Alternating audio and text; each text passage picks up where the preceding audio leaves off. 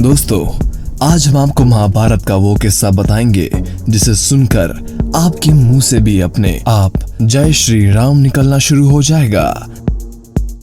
दरअसल दोस्तों, महाभारत के युद्ध में अर्जुन के रथ पर बैठकर हनुमान जी कभी कभी खड़े होकर कौरवों की सेना की तरफ घूर कर देखते थे। तो उस समय कौरवों की सेना तूफान की गति से युद्ध भूमि छोड़कर भाग जाती थी। हनुमान जी की दृष्टि का सामना करने का साहस किसी में भी नहीं था।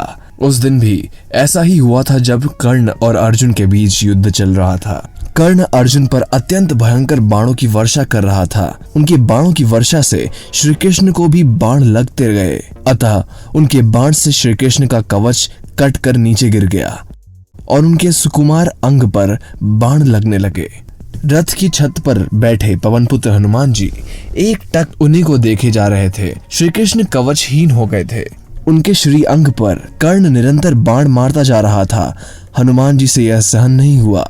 अकस्मात वे उग्रतर गर्जना करके दोनों हाथ जोड़कर कर्ण को मार देने के लिए उठ खड़े हुए। हनुमान जी की भयंकर गर्जना से ऐसा लग रहा था मानो ब्रह्मांड फट गया हो। कौरव सेना तो पहले ही भाग चुकी थी, अब पांडव पक्ष की सेना भी उनकी गर्जना सुनकर भयभीत होने लगी थी। हनुमान जी का क्रोध देखकर कर्ण के हाथ से धनुष छूट गया। भगवान श्री कृष्ण तत्काल उठकर अपना दक्षिण हस्त उठाया और हनुमान जी को स्पर्श करके सावधान किया, रुको, तुम्हारे क्रोध करने का समय नहीं है।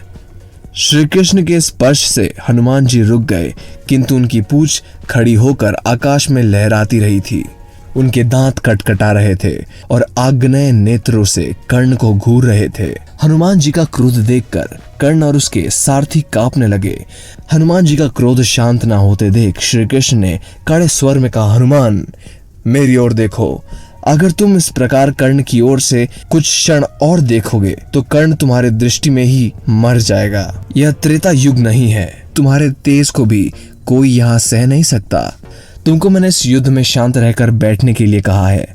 फिर हनुमान जी ने अपने आराध्य देव की ओर देखा और शांत होकर बैठ गए। दोस्तों, अगर आपको ये कहानी अच्छी लगी तो इसको लाइक करिए, अपने दोस्तों में शेयर करिए। अगर आप नए हैं हमारे चैनल पे तो इसको सब्सक्राइब करके बेल आइकन जरूर दबा लीजिए। धन्यवाद।